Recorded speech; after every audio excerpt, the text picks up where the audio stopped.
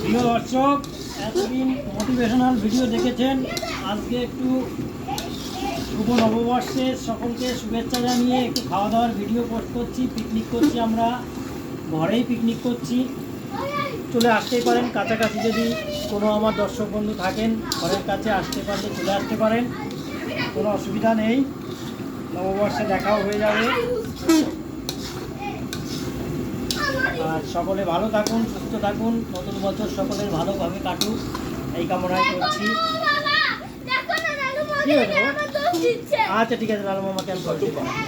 এই যে আমার ব্যাটা চলে আসছে।